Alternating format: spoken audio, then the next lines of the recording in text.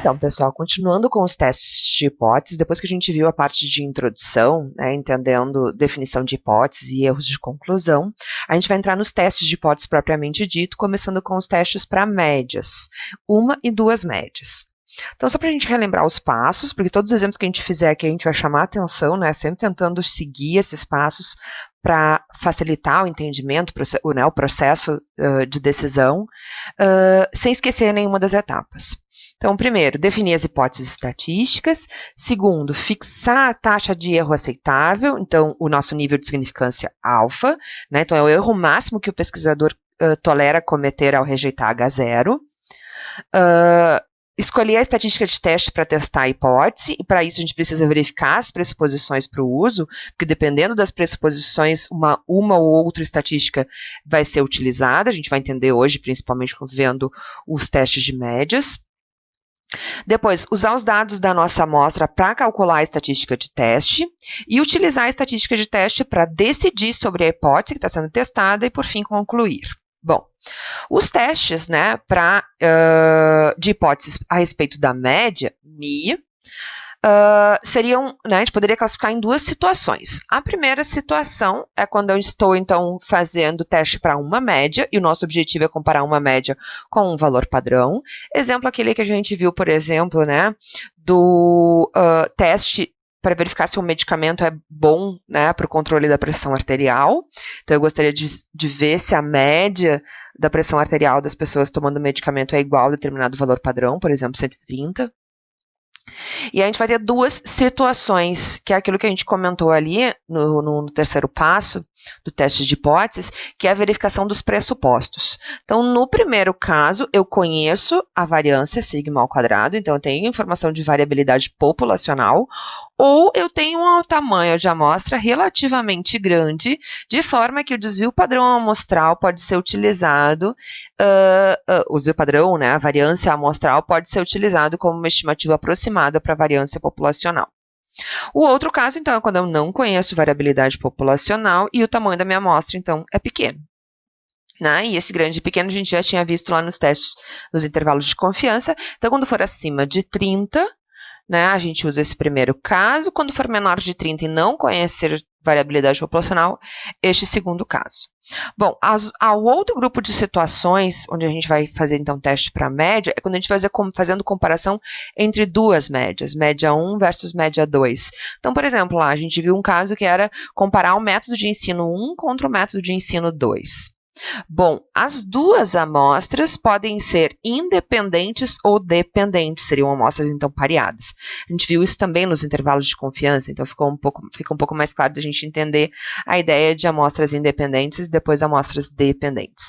No caso das amostras independentes, a gente tem três possibilidades de testes, ou seja, três estatísticas de testes podem ser escolhidas, dependendo de se os pressupostos foram atendidos. Então, no primeiro caso, as duas variâncias populacionais são conhecidas. No segundo caso, as duas variâncias populacionais não são conhecidas, mas são consideradas iguais, e este consideradas iguais, mais para frente a gente vai ver que existe um teste para verificar, né, se eu considero ou não essas variâncias iguais. E por fim, a última possibilidade aqui, então, é quando eu não conheço as variâncias e eu vou considerar, então, elas diferentes. Vamos ao primeiro caso, então, comparar uma média com o valor padrão, μ0, e a gente vai, então, primeiro, né, o primeiro pressuposto que vai valer em todos os nossos testes é que a variável, quase todos, né, é que a variável em estudo tem distribuição normal e que a nossa variância é conhecida, ou que pelo menos o tamanho da amostra seja grande, então pelo menos acima de 30, de modo que a gente possa, então, substituir variância populacional por variância amostral na estatística de teste. A hipótese sobre verificação, então, H0 é de que μ igual a um valor padrão. Então, por exemplo, pressão arterial das pessoas utilizando um determinado medicamento é igual a um valor considerado adequado, né? Um valor de referência para uma pressão arterial considerada normal. Bom, atendido este pressuposto aqui, então, né, a variância conhecida ou o tamanho da amostra acima de 30, esta é a nossa estatística de teste que a gente tem que calcular. Z, que tem distribuição normal padrão, que é obtida por média da amostra menos o valor, né, o valor padrão aqui, o valor de teste, né, dividido por sigma, desvio padrão populacional, dividido por raiz de n, tamanho da amostra. O outro caso, então, né, quando a gente estiver fazendo comparação de uma média com um valor padrão, bem parecido, vai ser quando a gente, então, tem variância populacional desconhecida e amostra pequena, né, mesma hipótese sobre verificação, e aí, neste caso, a nossa estatística de teste a ser calculada é uma estatística T, que tem distribuição T de student, com Ni grau de liberdade, que são N-1, tamanho da amostra menos 1, e que é obtido por a média amostral menos μ0, que é o valor de referência, o valor de teste, né, o nosso valor padrão, dividido por S, desvio padrão amostral, sobre raiz de N, tamanho da amostra. Bom, como decidir? Como é que a gente vai entender como decidir, né? Então, vamos considerar aqui, por exemplo, a estatística de teste T, para a gente entender isso. Se o nosso teste for bilateral, o que a gente tem, então, é esse par de hipóteses. Se H0 for verdadeira, né, ou seja, eu espero que a média da população seja igual ao valor padrão, nosso valor de referência, o que eu vou esperar aqui no meu numerador? Que o meu x barra seja muito, muito próximo de μ0. Né? Se for igual, eu esperaria, né, que o meu x barra fosse bem próximo de μ0, de forma que o nosso numerador seria muito próximo de 0 e, portanto, a nossa estatística T seria muito próxima de 0. Já quando H0 não for verdadeira, né, então eu espero que a média populacional seja diferente de μ0, ela pode ser tanto menor quanto maior. Se for menor, eu vou esperar x barra, então, menor que μ0, portanto, T vai ser negativo. E se eu esperar maior que 0, eu vou esperar x barra maior que μ0, portanto, e estatística T positiva. Então, o que a gente espera, pensando no numerador, é que essa diferença vai ser ou negativa ou positiva, né, se a nossa hipótese alternativa for verdadeira.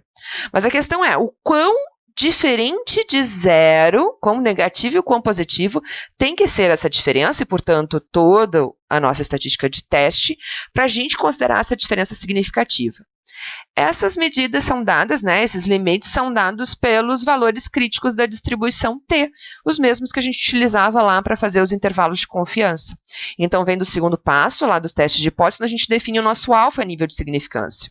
Então, se a minha estatística, nessa minha hipótese alternativa é bilateral, eu vou pegar o meu alfa, dividir em duas caudas, e vou achar esse valor T, esses valores T, né, que são valores iguais com sinal contrário, para a nossa decisão, né, para decidir se eu vou considerar a diferença grande ou não.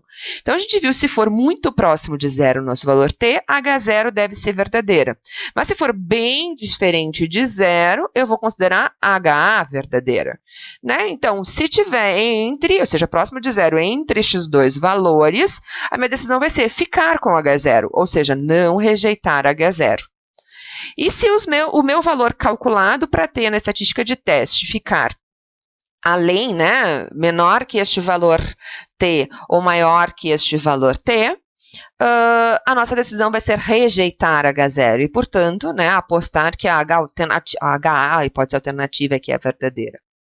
O mesmo raciocínio vai ser feito, então, quando eu tiver uma hipótese alternativa unilateral.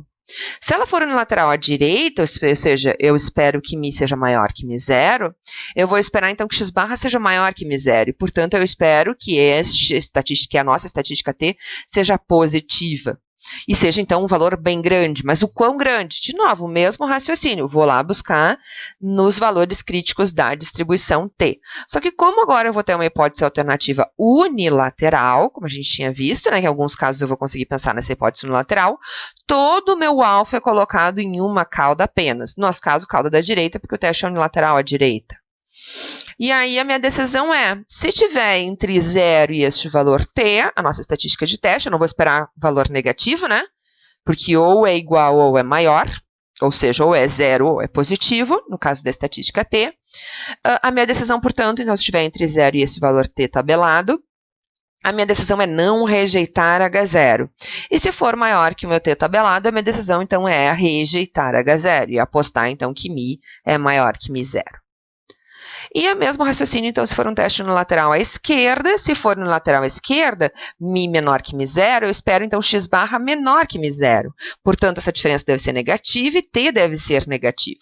Mas a gente quer saber o quão, né, diferente vai ter que ser esses dois valores para que esse valor negativo seja realmente significativo. A estatística T, então agora lá para o lado esquerdo, né? Então eu vou ter um valor T negativo para referência, o valor crítico, né? Tabelado de T à esquerda, onde eu vou colocar todo o meu valor alfa na área. Né? Então, eu vou lá na tabela, busco esse valor T. Se a minha estatística de teste, o meu T calculado, né, estiver entre este valor de T e 0, a minha decisão é de rejeitar H0. Não, perdão, não rejeitar H0. E se for menor do que esse valor tabelado, aí a minha decisão é de rejeitar H0 e apostar na hipótese alternativa.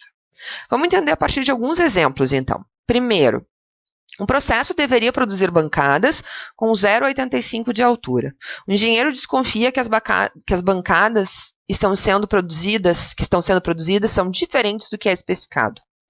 Né? Então, imaginem, os clientes devem estar ligando, dizendo que não estão satisfeitos, que não está sendo entregue o que foi comprado, a bancada não está saindo com a altura 0,85. Alguma coisa está levando o engenheiro a desconfiar de que a especificação não está sendo atendida. Então, ele foi lá e tirou uma amostra de 8 bancadas, né, e mediu, né, a altura dessas bancadas. Identificou uma média de 0,87 e um desvio padrão de 0,010 metros. Sabendo, então, que os dados seguem distribuição normal, se a gente vê que é um pressuposto, né, vamos testar a hipótese do engenheiro usando um nível de significância alfa 0,05. Bom, primeiro, né, a primeira etapa é as nossas hipóteses. A hipótese, né, H0, a hipótese de nulidade, é do valor especificado, de que a altura média das bancadas produzidas está de acordo com o especificado 0,85 metros. E a hipótese alternativa é, então, de que possa ser diferente. Né? Não tem nenhum motivo, algum conhecimento que a gente possa utilizar para pensar numa hipótese unilateral, maior ou menor. Não devemos utilizar o valor da amostra para decidir. Imagine que isso aqui nem teria sido dado ainda, pessoal. Na verdade, a gente decide a hipótese com a desconfiança do engenheiro, com base na desconfiança do engenheiro. Então, aqui, ó, até este momento, eu deveria ter, né, a decisão de qual seria a minha hipótese alternativa, e não usando os dados da amostra. Então, a minha hipótese alternativa é de que mi diferente de 0,85. Depois, a minha segunda etapa, né, o segundo passo do teste, está aqui o nosso alfa, 0,05. Terceiro, a pressuposição, né, foi dada ali, né, que a variável tem distribuição normal, e como a gente tem uma amostra pequena e não foi dado desvio padrão, variância populacional, foi só o amostral, eu vou ter que usar, então, estatística T.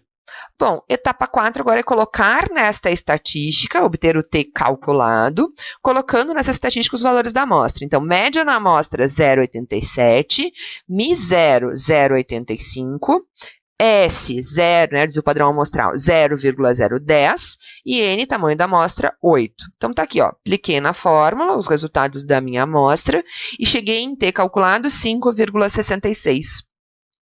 Agora eu quero saber se esse valor é ou não é significativo, né? É ou não é grande esta diferença entre o valor observado e o valor esperado para o nosso parâmetro média da bancada. Bom, então eu vou lá, pego o meu nível de significância de 5%, divido em duas caudas, o meu número de graus de liberdade n-1 é 7, então eu vou lá na tabela T, olhando, né, limites bilaterais, com 7 graus de liberdade, na coluna, então, de 5% de significância, né, que é a soma das duas caudas, eu vou lá e encontro um valor de T igual a 2,365, ou seja, o valor negativo e o valor positivo.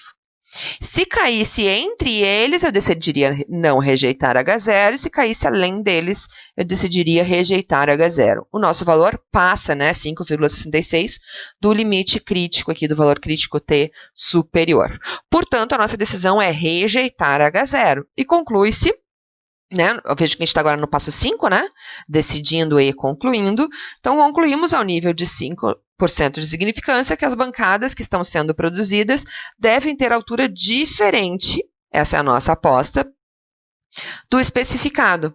E aí, assim, eu posso usar, então, o resultado da amostra para dar essa indicação da diferença. Eu espero, então, que elas, né, parece que elas estão sendo produzidas com altura maior que 0,85 metros, que é o especificado. Segundo exemplo, a Associação dos Proprietários de Indústrias Metalúrgicas está preocupada com o tempo perdido em acidentes de trabalho, cuja média nos últimos tempos tem sido na ordem de 60 horas por homem por ano, com desvio padrão de 20 horas homem, segundo a distribuição normal. Tentou-se então um programa de prevenção de acidentes e após o mesmo tomou-se uma amostra de 9 indústrias, mediu-se o número de horas homem perdidas por acidente, que foi de 50 horas. A pergunta agora é, você diria ao nível de 5% que há evidências de melhora? Então vamos lá, a primeira etapa é as hipóteses, né? A H0 mi igual a 60 hora homem é a nossa ideia aqui do histórico, né? Ó, então, a média nos últimos tempos tem sido na ordem de 60. E isso é uma preocupação, né, das associações. Eles acham esse valor muito alto. O que foi feito para tentar melhorar esse resultado? Um programa de prevenção. Então, o que a gente espera que um programa de prevenção a acidentes faça? Reduza esse número de horas, né, perdidas com acidentes de trabalho. Então, a nossa hipótese alternativa é unilateral à esquerda, certo? Tá? Então, percebam que agora eu tinha motivos para pensar numa hipótese unilateral, porque eu estou falando de um programa de prevenção de acidentes. Não faria sentido pensar num programa de prevenção de acidentes que pudesse aumentar o número de acidentes de trabalho e, portanto, o número de horas perdidas em função dos acidentes de trabalho. Segundo passo, o nosso alfa, né, nível de significância, que foi dado aqui no problema. Terceiro passo, está aqui, ó, dentro do do enunciado do problema, né, eu coloquei a distribuição dos nossos dados, que é o tempo perdido com acidente de trabalho, segue, né, a variável, segue a distribuição normal, e é dado a informação do desvio padrão histórico, ou seja, o desvio padrão populacional, 20 horas homem. Né? Então, agora, se eu conheço o desvio padrão populacional, a minha estatística de teste a ser calculada é a estatística Z.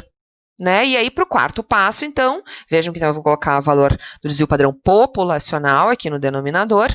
Eu vou, então, lá buscar agora os dados do meu problema para colocar. Média na amostra, 50, né? Foi o que a gente obteve lá com o teste nas 9 indústrias. O Mi0 é o 60, aquele valor histórico. Sigma, né, o desvio padrão populacional, que a gente acabou de ver, o 20, e o número de indústrias pesquisadas, 9. E a gente chega, então, no valor de Z calculado, menos 1,50. Então, agora eu quero saber se esse valor é ou não é significativo. Bom, a gente já viu lá como buscar o valor na tabela, né? Então, se eu tenho 5% de significância, todo o meu valor de significância vai para a cauda da esquerda, porque a nossa hipótese é unilateral à esquerda, lembram, né, do primeiro passo. Então, se eu for lá na tabela normal, né, eu vou procurar esse valor aqui dentro da tabela, o 0,45, né, 45%, que é este espaço aqui, eu acharia lá na tabela 1,65 ou 1,64, poderia colocar 1,645. A gente já viu isso lá nos intervalos de confiança, tá? Então, do lado esquerdo, o nosso valor é negativo, e eu vou lá e vejo que o meu valor da estatística calculado, Z calculado, é menor do que o nosso valor crítico, o nosso valor tabelado. Então, como cai aqui nesta área, a minha decisão é não rejeitar H0.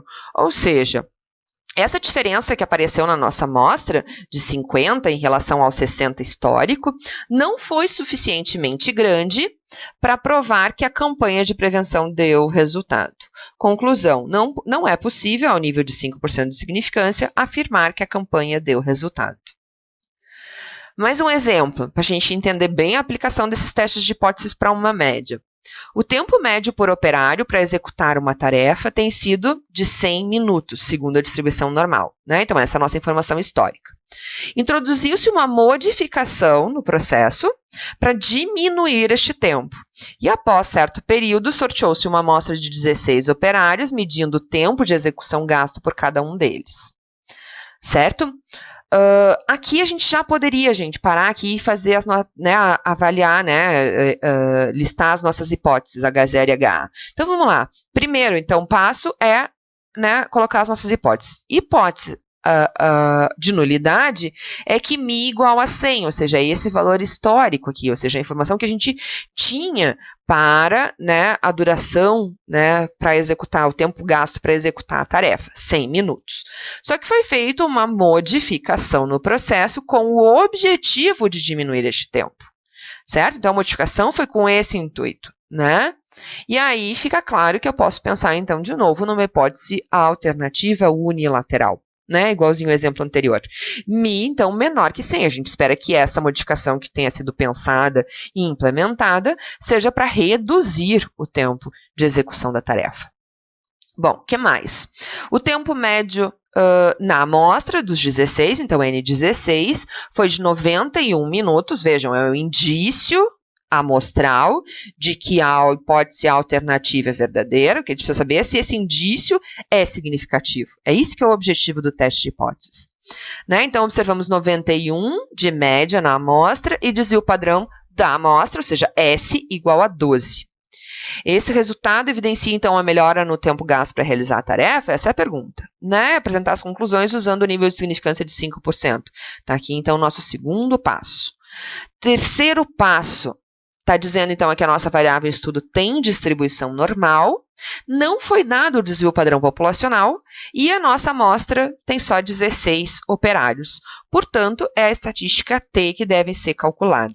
Né? Então, agora eu quero pegar os dados do meu problema e aplicar aqui. Então, média na amostra, 91, o nosso M0, valor de teste 100, S, desvio padrão amostral 12, N, tamanho da amostra 16. Né? Então, aplico e chego em menos 3 para a nossa estatística T. O que eu tenho que fazer agora? Ir lá buscar o valor tabelado para a estatística T, né? Para a nossa distribuição T de student, com 5% de significância, como é o unilateral à esquerda, todos 5% na cauda da esquerda.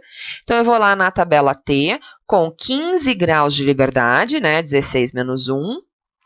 Na linha, então, de 15 graus de liberdade, olhando, então, agora, né, por baixo na tabela, porque é um limite unilateral da estatística T, qual é o valor, então, que eu tenho lá tabelado? 1,753, negativo, porque está do lado esquerdo, então, né, da nossa distribuição. Então, se eu olhar o meu valor menos 3, ó, ele está além. Então, eu estou dizendo o quê? Que esta diferença que eu observei na amostra e o valor histórico populacional, né, do tempo para realizar a tarefa, é significativamente grande. E, portanto, a minha decisão é de rejeitar H0 ao nível de 5% de significância. E, portanto, podemos concluir que a modificação que foi feita lá no processo deve sim ter diminuído o tempo de execução da tarefa. Certo? Aqui, então, tem mais um exercício para vocês fazerem. Está aqui o valor da estatística de teste calculada. E agora a gente vai falar a respeito de outro critério de decisão, bastante importante, né? E, na verdade, muito mais utilizado do que essa forma de decisão que a gente acabou de falar. Essa forma de decisão que a gente acabou de ver, nesses 3 exemplos, a gente calcula uma estatística de teste e depois compara ela com um valor crítico, um valor tabelado. Atualmente, com o uso de softwares, na verdade, o que a gente vai fazer é o seguinte, né? O que o software faz é calcular o valor P com relação à estatística calculada.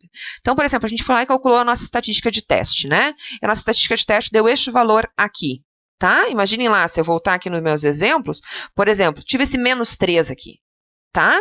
Qual é a ideia do P-valor? Pego este meu valor calculado e calculo a área extrema em relação a ele. Certo? Então, se eu tivesse lá o meu menos 3, está do lado de cá, seria a cauda que eu tenho para o lado esquerdo, ou seja, além do menos 3. Este é o meu valor P, né? Aqui é o mesmo raciocínio. Se esse meu T fosse um valor lá bem grande, bem na cauda, né? Mais extremo, o meu valor P é só essa pequena caudinha aqui. Entendido? Como é que eu decido? E é isso que o software me entrega, o valor P. E a partir dele é que eu vou decidir. Vou decidir quando eu comparar ele com o meu nível de significância. Porque a gente viu que o nível de significância é o erro máximo que o pesquisador tolera cometer ao rejeitar H0, certo? O meu valor P é o valor que eu estaria errando se decidir rejeitar H0 usando os dados da amostra. Né? Então, pegando um exemplo neste caso aqui, em que o meu valor P deu bem maior, ó, toda a área azul, toda essa cauda aqui extrema, dá para ver, então, que o meu valor P é maior que o meu valor alfa. O que eu estou dizendo? Se eu rejeitar H0, eu vou estar errando mais, valor P é maior, do que o meu alfa.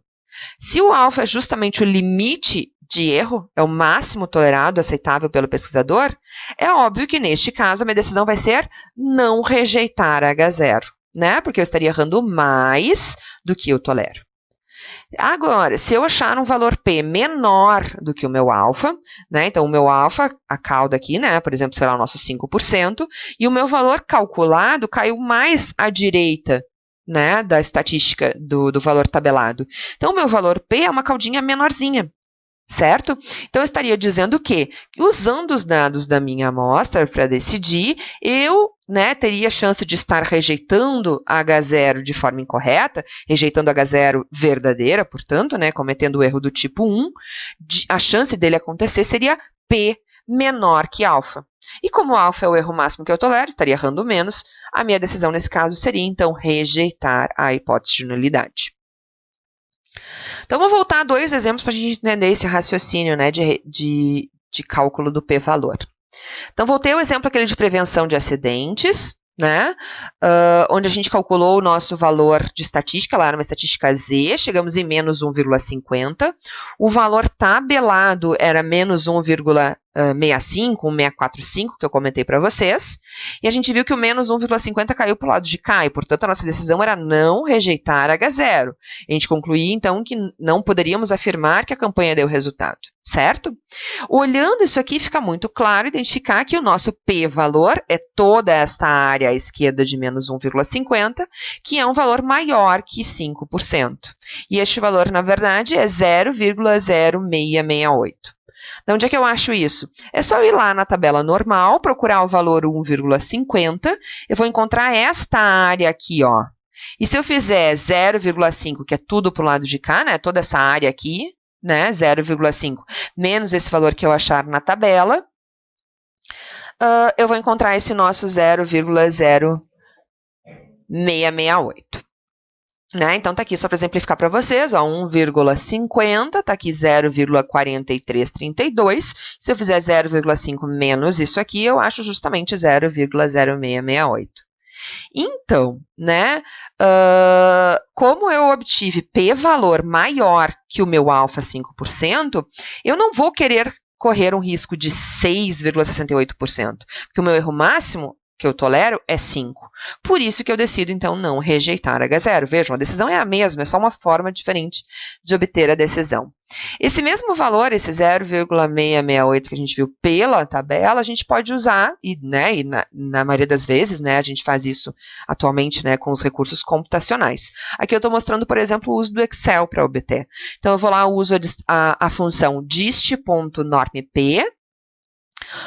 coloco o meu valor calculado da estatística, menos 1,50 aqui, e vejo ali que ele me dá automaticamente o meu valor o meu p-valor, certo?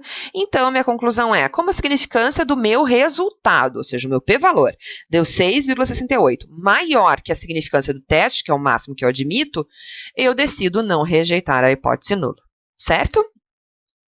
Um outro exemplo, agora olhando a estatística T, voltamos àquele exemplo, também unilateral, tá? Mas a gente já vai ver exemplos de bilateral para a gente entender a diferença.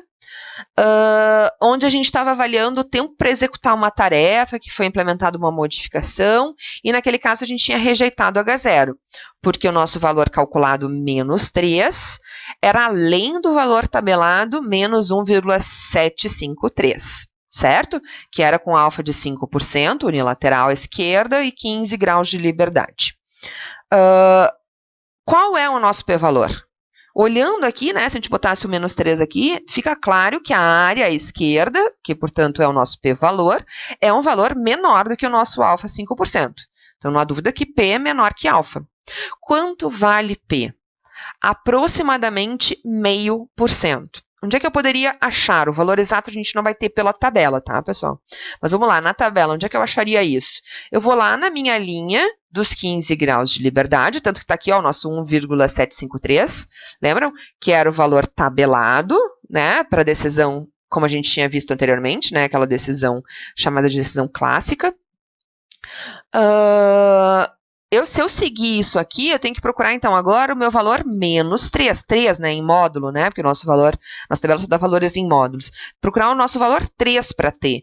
Exatamente 3 eu não tenho, mas eu tenho um valor bem próximo de 3. Estão vendo aqui, ó, 2,947. E se eu descer, porque são limites unilaterais, eu chego então num valor para aquela áreazinha, então, de 0,005, que foi o que eu comentei aqui, ó, 0,005, aproximadamente, porque eu não achei exatamente o valor 3, foi aproximadamente.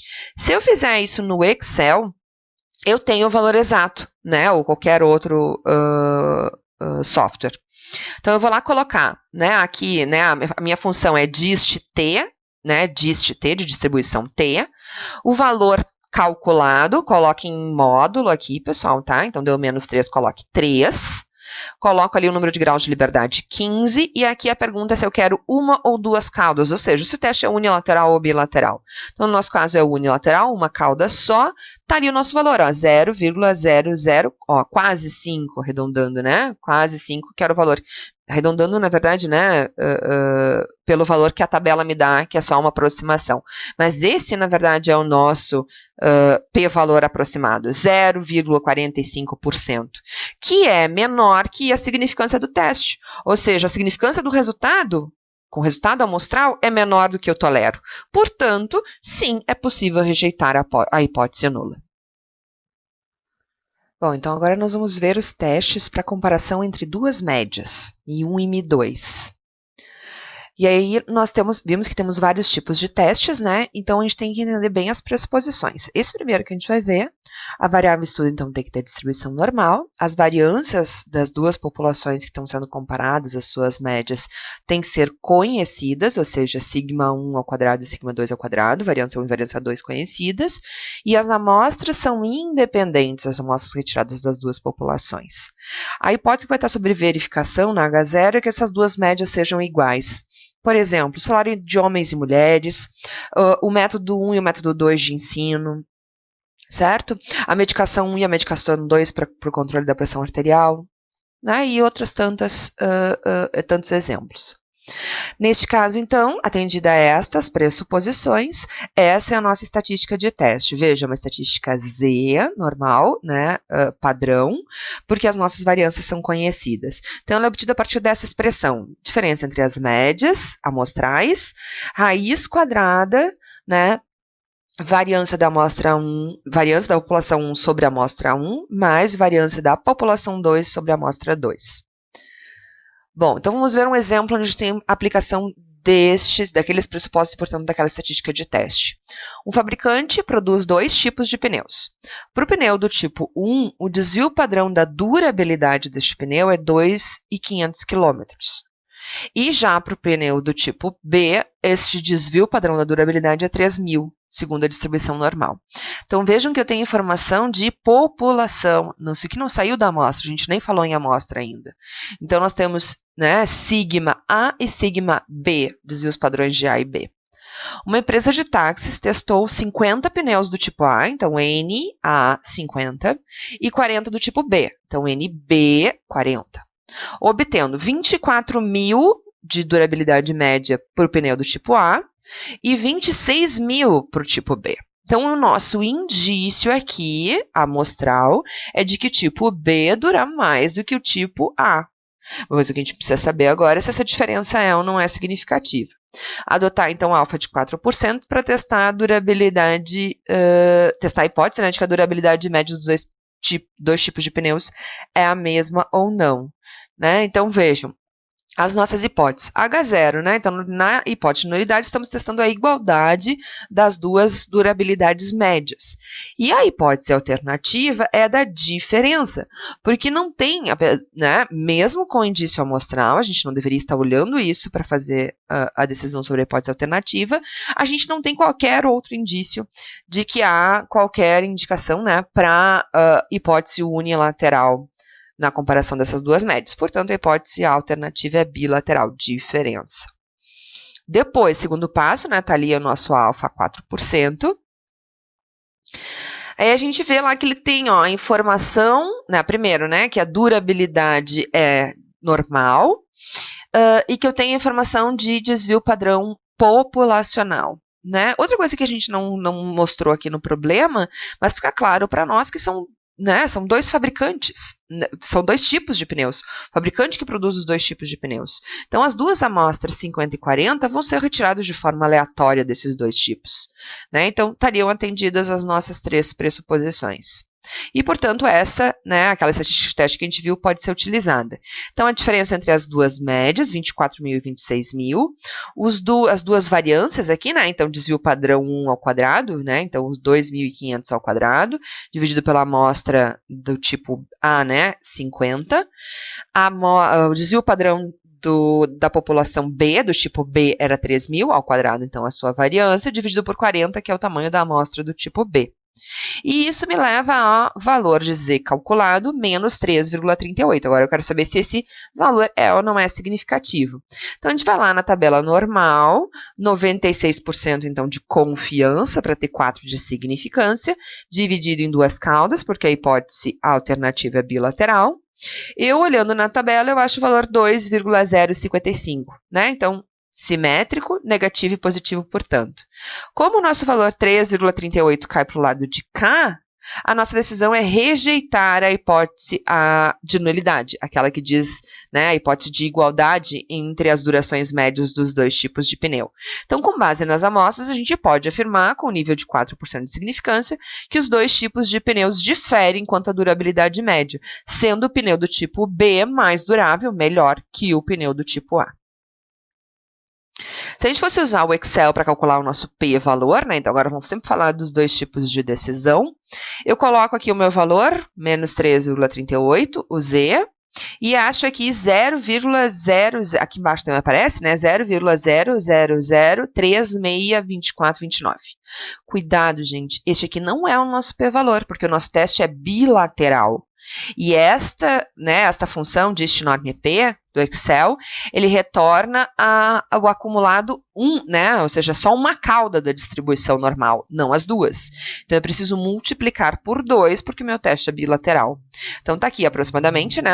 A significância do nosso resultado é 0,07%, que é bem menor do que a significância do teste 4%, que é o nosso erro máximo admitido, e, portanto, é possível rejeitar a hipótese nula.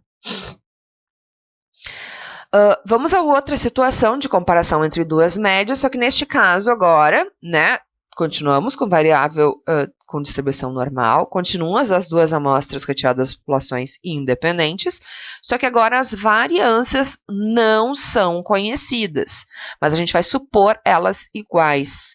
Né? Então, comentei anteriormente que essa suposição vai vir de um teste estatístico que a gente vai ver mais para frente, que é o teste de comparação de variâncias. Tá?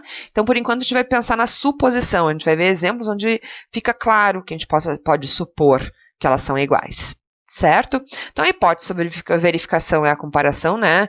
Supondo que as duas médias sendo comparadas são iguais, e essa é a nossa estatística de teste. Veja, agora é uma estatística T, porque as variâncias são desconhecidas, né? E com Ni graus de liberdade, que é a soma dos graus de liberdade das duas amostras. Então, N1 menos 1 mais N2 menos 1. Né? Então, junção dos graus de liberdade das duas amostras. Na estatística de teste, T, numerador, é a diferença, então, entre as duas médias amostrais, e no denominador, a gente tem este S ao quadrado, que é a variância combinada. A gente já tinha visto essa fórmula lá nos intervalos de confiança. Então, nada mais é que uma média ponderada das variâncias amostrais por seus graus de liberdade. Certo? Vamos ver um exemplo. Nós vamos ver justamente aquele exemplo que a gente viu lá, até para a gente poder comparar com aquele resultado. Onde o objetivo era, então, né? Tínhamos 10 cobaias adultas criadas em laboratório que foram separadas aleatoriamente, que isso dá aquele pressuposto, então, de duas amostras independentes, em dois grupos. Um foi tratado com ração normalmente usada no laboratório, chamada de ração padrão, e o outro grupo foi submetido a uma nova ração experimental.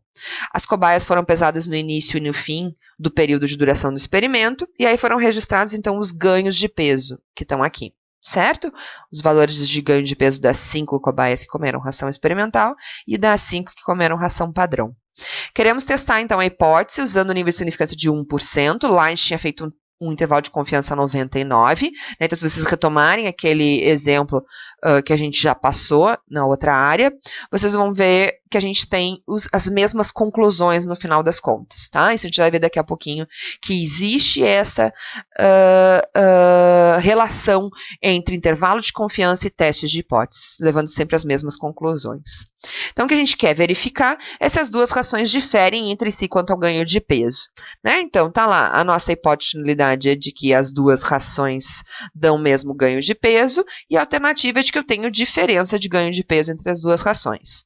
Os nossos valores amostrais aqui, né, média, desvio padrão e tamanho da variância, perdão, né? Então, média, variância e tamanho da amostra para cada uma das duas, né, rações sendo testadas, dois grupos, e o nosso alfa 0,01. Então, tá aqui os nossos dois primeiros passos. Bom, vejam, a gente não tem informação de variância populacional. Então, a gente vai ter que supor se essas duas variâncias que são desconhecidas, na verdade a gente vai aprender a testar daqui a pouco, né, mais para frente em outros slides, se essas variâncias podem ser consideradas iguais ou não, né, a gente vai testar isso. Aqui a gente bota dois valores exatamente iguais das duas variâncias, que é para a gente ficar tranquilo, confortável, quanto àquela pressuposição lá de considerar as variâncias que são desconhecidas supostamente iguais, certo? E aí, então, né, nós vamos supor as variâncias iguais, então essa é a nossa estatística de teste, e eu preciso calcular essa variância combinada S ao quadrado por esta fórmula. A gente já tinha calculado lá anteriormente, né, 70, colocando então na nossa fórmula, a gente tem lá, né, a diferença entre os ganhos de peso das duas rações, tamanho da amostra das duas rações e 70 variância combinada das duas amostras, das duas rações. E chego em ter calculado 4,54. Então, agora eu tenho o resultado do passo 4. Este é o nosso passo 3 e este é o nosso passo 4. E aí, agora eu preciso decidir. Para decidir, vamos lá. Então, eu tenho 99% de confiança, 1 de significância. Como o nosso teste é bilateral, eu vou colocar metade em cada uma das caudas, 0,5% em cada uma das duas caudas. Indo lá na tabela normal, perdão, na tabela T de Student, com 1% de significância bilateral e com 8 graus de liberdade, porque são 5 o tamanho das duas amostras, né? Então 4 mais 4, 8 graus de liberdade combinado, a gente vai achar o valor 3,355 na tabela T. Então, negativo e positivo. Como o nosso valor 4,54 cai aqui, a nossa H0 pode ser rejeitada. E, portanto, a gente conclui, né, ao nível de significância de 1%, que a ração experimental, que as duas rações dão ganhos de peso diferente, e como a gente tem as informações amostrais, o sentido é de que a ração experimental deve dar maior ganho de peso do que a ração padrão. Se a gente retomasse o exemplo lá do intervalo de confiança, a gente ia ver que o zero, né, a diferença zero entre as duas rações não estava contido no intervalo de confiança. A gente chegou nessa mesma conclusão, que a ração experimental dava mais ganho de peso do que a ração padrão. Tá? Deem uma olhada lá, vocês vão relembrar e conseguir fazer a analogia, né, essa relação com o teste de hipótese agora. Utilizando, então, o Excel para obter o valor P, eu vou lá e coloco o meu valor, né, da estatística T. Lembram, aqui é sempre valor em módulo, né, apesar de ser o nosso valor positivo, 4,54, 8 graus de liberdade, e é um teste bilateral, então, ó, duas caudas. Está aqui o nosso valor, 0,001899194, aproximadamente 0,19%, que é bem menor do que a significância do nosso teste, ou seja, o erro máximo do nosso alfa, né? O erro máximo admissível pelo pesquisador, que é 1%, e, portanto, rejeitamos a hipótese nula. Aqui tem um exercício para vocês fazerem, no mesmo sentido deste último exemplo que a gente viu. Então, agora vamos a outro exemplo de comparação entre duas médias. Quando a gente tiver o caso onde elas são desconhecidas e supostas diferentes, supostas desiguais, certo? Ou seja, na verdade, a suposição, relembrando, a gente vai ter um teste de comparação de variâncias para decidir se a gente vai aceitar que elas são iguais ou que elas são diferentes. A hipótese sobre verificação é a diferença, né, que a igualdade entre as duas médias sendo comparadas, Mi1 e Mi2, e essa é a nossa estatística de teste. Vejam que todas as estatísticas de teste são bem parecidas, são detalhes que a tornam diferente. Os detalhes são em relação com essa, né, pressuposição aqui das variâncias. né? Então, eu tenho aqui, né, diferença entre as duas médias amostrais, raiz quadrada, variância da amostra 1 sobre o tamanho da amostra 1, variância da amostra 2 sobre o tamanho da amostra 2, e somo. E este resultado aqui é da estatística T, tem distribuição T de student com ni graus de liberdade. E aqui é que está a diferença em relação ao outro teste, né? Esse grau de liberdade é obtido aqui como uma combinação das duas variâncias ponderadas por seus graus de liberdade, seus tamanhos amostrais, né? Conforme essa expressão aqui, certo? Então, vamos a um exemplo para ver a aplicação dessas fórmulas. As resistências de dois tipos de concreto que seguem o modelo normal foram medidas, mostrando os resultados que estão aqui na tabela, né? Então, eu tenho uma amostra, 5 resultados, né? 5 amostras de concreto do tipo X e 5 amostras de concreto do tipo Y. Então, aqui os valores de resistência, né? A gente quer fazer um teste com 10% de significância, alfa 10%, para verificar se existe evidência de que o concreto do tipo X seja mais resistente do que o concreto do tipo Y. Cuidado com essa pergunta, pessoal, porque isso pode levar vocês a pensar numa hipótese alternativa incorreta. Bom, a hipótese de nulidade é sempre igualdade, né? Então, eu estou comparando resistência média do concreto do tipo X com do tipo Y. Na hipótese de nulidade, é sempre a igualdade desses dois parâmetros, médias iguais. A hipótese alternativa, pensem, ela deve ser unilateral quando existir evidências, né, que nos levem a pensar na hipótese unilateral, como tinha lá, por exemplo, no exemplo que a gente viu agora há pouco, do programa de prevenção com acidentes de trabalho. Então, lá a gente esperava que diminuísse o número de horas perdidas em função de acidentes de trabalho. Certo? Aqui não. Aqui a pergunta pode estar levando a gente simplesmente a tomar uma decisão errada quanto à hipótese. Porque poderia, se eu não estivesse olhando os dados, lembrem-se, né? Não podemos olhar os dados para pensar na hipótese, que, na verdade, poderia ter esse resultado, Y ser mais resistente que X? Poderia X ser mais resistente que Y? Se as duas coisas podem, a nossa hipótese alternativa é bilateral. Certo, gente? Aqui estão os resultados, então, amostrais, né, as médias e as variâncias das nossas duas amostras. O nosso alfa, então, é 10%. Vejam, eu não tenho informação de variabilidade populacional, não conheço as variâncias populacionais. São duas amostras independentes, então as variâncias são desconhecidas, as amostras são independentes. Está dizendo aqui, né, que a nossa variável resistência segue distribuição normal, ou seja, todos os pressupostos atendidos. Agora, a questão é, essa variância que eu não conheço, são consideradas iguais ou diferentes? Olhem os resultados das variâncias amostrais, 17,3 e 2,5. É bem pouco, a gente vai aprender a fazer o teste mais para frente, mas está parecendo aqui que não seria nada agradável, a gente não ficaria muito seguro de supor que essas duas variâncias populacionais, com base nessas duas amostrais aqui, fossem iguais. Então, o que nós vamos supor é que as variâncias são diferentes. E, portanto, essa é a estatística de teste a ser calculada, essa que a gente acabou de ver. Então, aplicando os nossos dados, né, as duas médias, duas variâncias, tamanhos de amostra, né, então aqui esses resultados da tabela aplicados na fórmula, eu tenho o valor de T calculado 1,31. Então, agora eu preciso decidir, né? Então, esse é o nosso passo 4, o resultado da estatística de teste. Decisão. Para decidir, eu preciso lá buscar um valor T tabelado. E aí eu preciso dos meus graus de liberdade, que é essa expressão aqui, né? Um pouquinho chata de se obter. Então, exemplificando aqui, substituindo então os valores das variâncias e dos tamanhos das amostras, a gente chega em 5,13, ou seja, aproximadamente 5 graus de liberdade. Então, eu vou lá na tabela T com 5 graus de liberdade, 10% de significância bilateral, porque a nossa hipótese é bilateral, hipótese alternativa, e encontro o valor 2,015, negativo e positivo.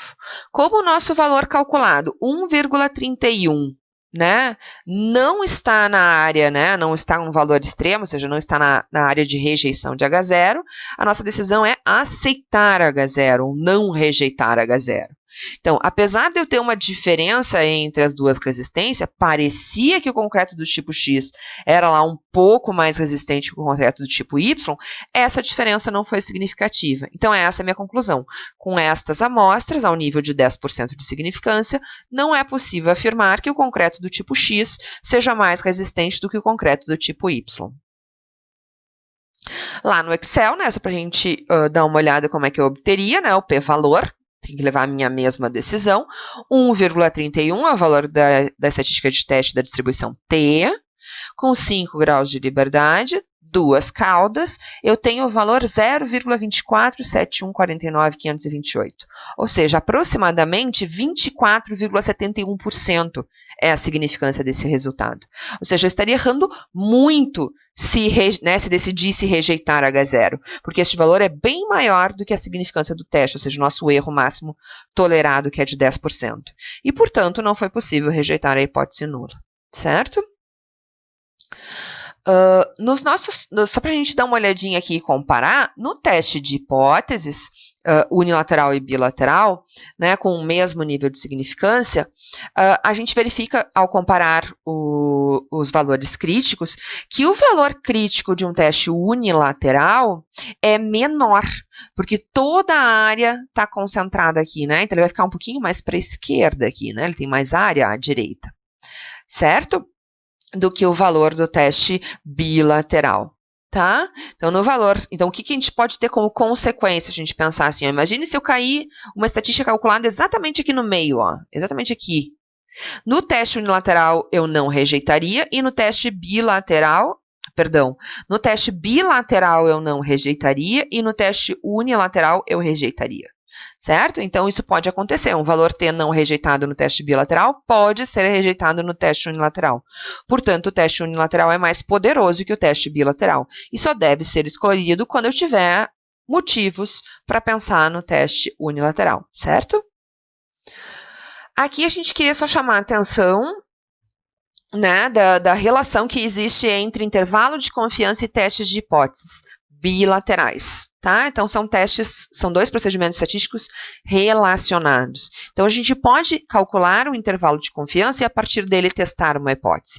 Foi isso que a gente fez com aquele exemplo ali das rações experimental e padrão. Lá, quando a gente viu os intervalos de confiança, a gente já estava fazendo um teste de hipótese, sem saber, certo? Então, se a gente utilizar os dois procedimentos para analisar os mesmos dados com o mesmo nível de significância complementar ao nível de confiança, a gente vai sempre chegar nos mesmos resultados. Então, o intervalo de confiança para uma média vai estar relacionado com o teste de hipóteses que compara uma média com o valor padrão, né? Então, se H0 não for rejeitada, o valor padrão no teste de hipóteses, o valor padrão lá no meu intervalo de confiança vai estar dentro do intervalo, vai estar coberto pelo meu intervalo. Já se eu estiver fazendo uma comparação entre duas médias, no intervalo de confiança, eu vou ter a relação com o teste de hipótese quando eu estiver comparando as duas médias. Se eu não rejeitar H0 no teste de comparação de duas médias, eu vou verificar no intervalo de confiança, para a diferença entre essas duas médias, o zero contido neste intervalo. Exatamente, né, o exemplo das nossas rações. Só que no nosso caso das nossas rações, a gente rejeitava H0 e o zero não estava coberto pelo intervalo de confiança. Tá? Então, aqui eu mostro a relação, né, entre os dois procedimentos, o intervalo e a estatística de teste, para comparação de uma média com um valor padrão, né, e aqui as nossas conclusões com cada um dos dois procedimentos, no teste de hipótese e no intervalo de confiança. Certo? Depois a mesma coisa, se eu tiver um intervalo de confiança ou um teste de hipótese para comparação entre duas médias, que a gente já viu, e as conclusões para o teste de hipótese para o intervalo de confiança. Para a gente entender, pegamos um outro exemplo. Tá? Imagine que um novo funcionário foi contratado para gerir os estoques da empresa. Ele recebeu a informação de que a quantidade semanal vendida de determinado produto é de 9,6 kg. Para testar a velocidade da informação, ele tomou uma amostra aleatória de 30 semanas e verificou que a venda média, né, desse produto naquelas 30 semanas foi de 9,3. Certo? Então, um indício, né, de que parece que está próximo. Ou, sei lá, será que essa diferença aqui é pequena? Eu diria parece que está próximo. Será que essa diferença aqui é grande? Eu diria, então, que, na verdade, o valor que ele recebeu, né, a informação que ele recebeu não é verdadeira, certo? Então, nesta amostra de tamanho 30, obteve média 9,13, desvio padrão S 3,2. Considerando que a variável em estudo tem distribuição normal, Primeiro, letra A, verificar utilizando um teste de hipóteses com nível de significância de 5%, se a informação recebida é verídica, é verdadeira. B, verificar a informação agora utilizando o intervalo de 95%, intervalo de confiança.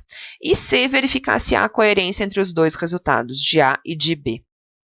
Então, vamos ao primeiro caso, teste de hipóteses, né? Então, a nossa variável em estudo, que é a venda do produto em quilogramas, segue distribuição normal.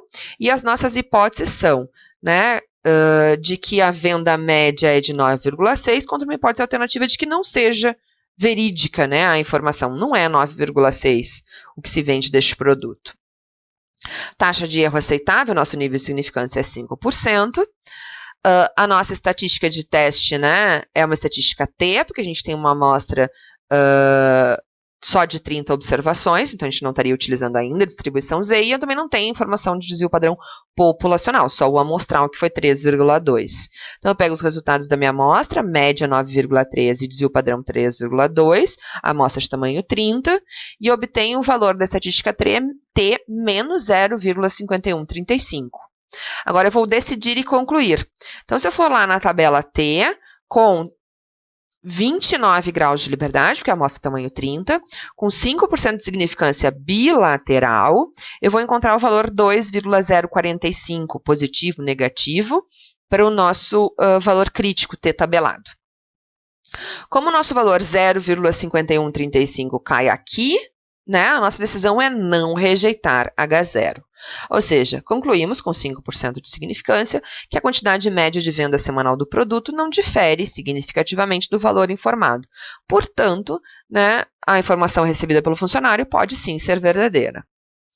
Pelo intervalo de confiança, né? Então a gente já viu, as pressuposições são as mesmas e eu calculo o intervalo de confiança desta forma. Então eu posso ali colocar as minhas informações, né? Média 9,3, o desvio padrão é 3,6, o N é 30 e o nosso valor T, a gente já viu, né? Com 29 graus de liberdade, o nosso alfa dividido em duas caudas é 2,045, mesmo que a gente obteve antes, né? É aí que está a relação entre os dois procedimentos. Esses valores se verificam. Aplicando, então, no meu intervalo de confiança, eu chego no intervalo de 8,11 a 10,90.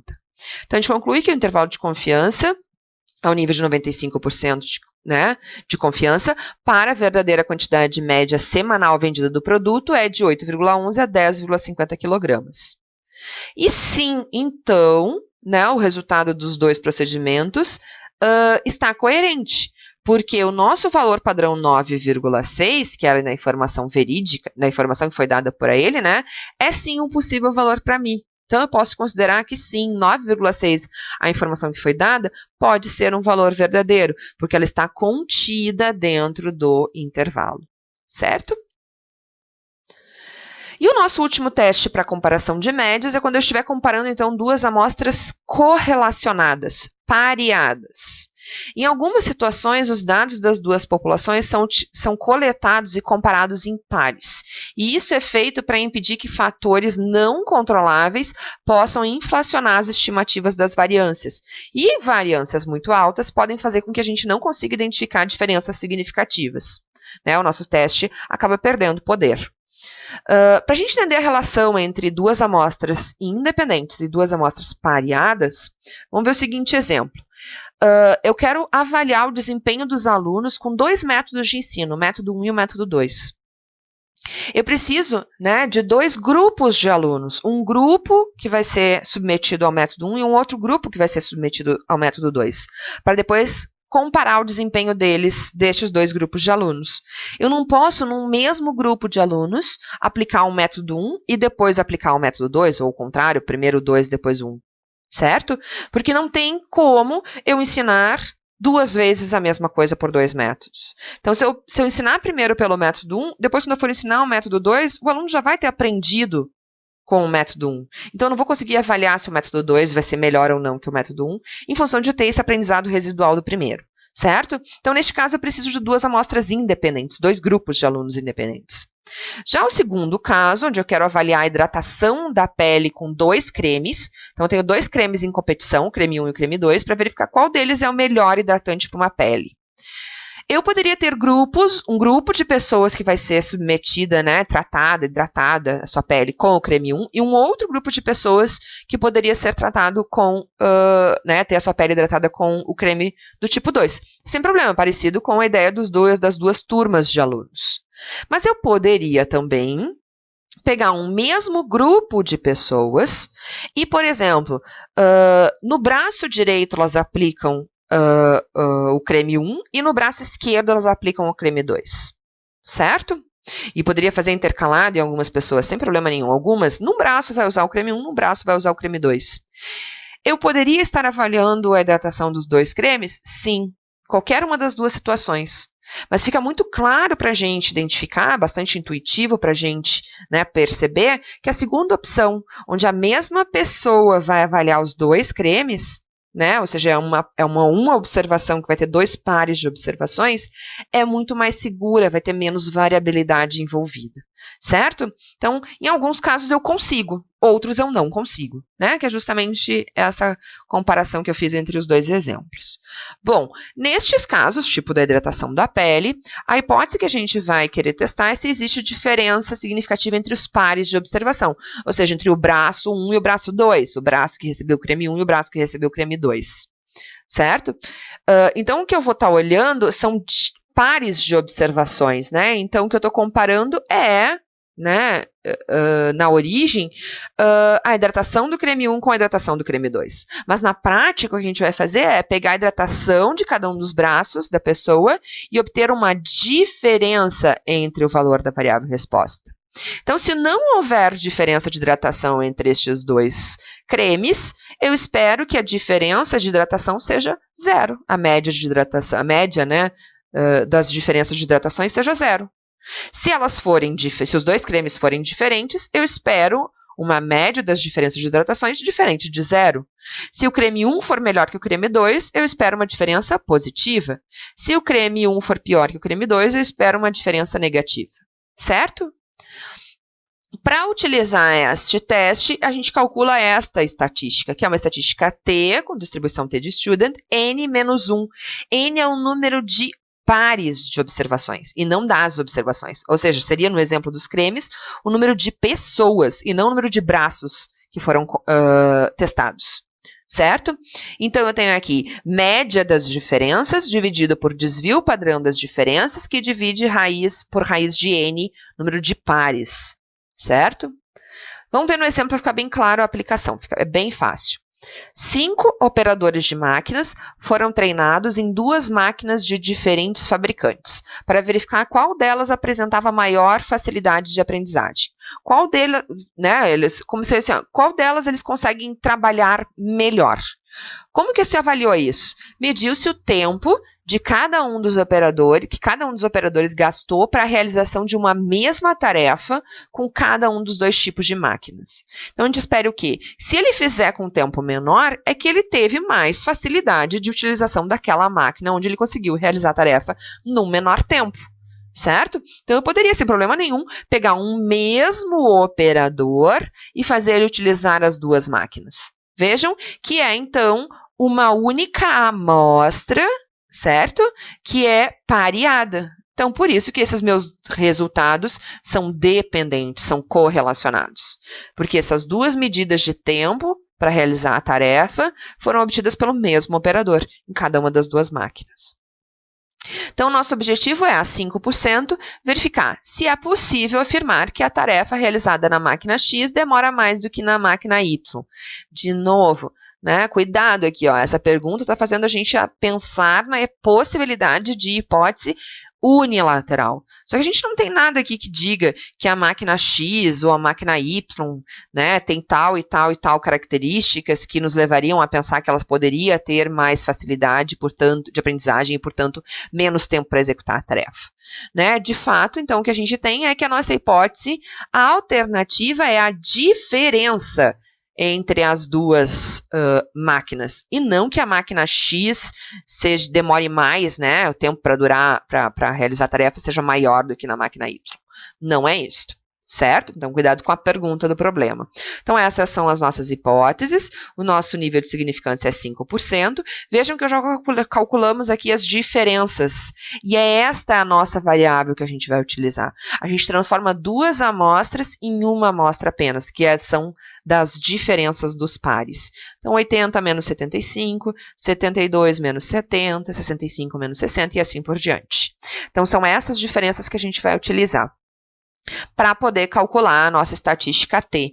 Então, eu preciso das minhas diferenças, obter média das diferenças, D barra, que eu chamo aqui. Então, somo esses 5 valores e divido por 5. Está aqui o meu valor. E calculo o desvio padrão. Está aqui, né? Desvio padrão é a raiz quadrada da variância. Está aqui a variância das diferenças. Então, cada um desses valorzinhos, menos a sua média, coloca ao quadrado, e assim por diante. Cada uma das diferenças, menos a média delas, coloca ao quadrado, e depois divido por 4, né? Porque são 5 valores, então n menos 1, 4. E está aqui, então, o meu desvio padrão. Aplico na minha fórmula, então, média das diferenças 5, desvio padrão das diferenças 1,8708, dividido por raiz de N5, que é o número de pares de observação. Então, eu tenho que T é igual a 5,98, e agora eu preciso decidir se esse valor é ou não é significativo. Então, eu tenho que ir lá na tabela T, com 5% de significância e 4 graus de liberdade, né, porque N é 5. Bilateral, lembra? A nossa hipótese alternativa era da diferença entre as duas máquinas, do tempo para realizar, né, a tarefa nas duas máquinas. Pego o meu 5% e divido nas duas caudas. Então, 5% bilateral, 4 graus de liberdade, me dá 2,776. Como o nosso valor 5,98 cai aqui, né, na cauda, a nossa decisão é rejeitar H0. E com 5% de significância, a gente conclui que realizar a tarefa com a máquina X deve demorar mais do que para realizar com a máquina Y. Agora sim eu posso decidir isso. E para fechar aqui, colocando lá no Excel, o nosso 5,98 com 4 graus de liberdade, é um teste bilateral, então duas caudas, eu chego em 0,0039. Ou seja, 0,39%, que é bem menor do que o nosso alfa, 5%, e, portanto, rejeitamos a hipótese nula, né? Dizendo que há diferença, sim, de aprendizado com as duas máquinas, que X demora mais, ou seja, Y é uma máquina melhor, que deveria, então, vamos supor que a gente tivesse uma competição entre a compra, né, das máquinas dos dois fornecedores, a máquina do fornecedor Y deveria ser preferida porque tem menos tempo para realizar a tarefa. Então, agora na sequência, vocês têm alguns exercícios, né, para resolver estes dois exercícios, que são a respeito de amostras correlacionadas. Então, leiam com calma e vê se vocês conseguem perceber que, por que foi feito amostras correlacionadas. Primeiro, se né, se vocês conseguem identificar se são amostras correlacionadas, e por que foi utilizado essa estratégia de terem duas amostras correlacionadas, ao invés de serem duas amostras independentes.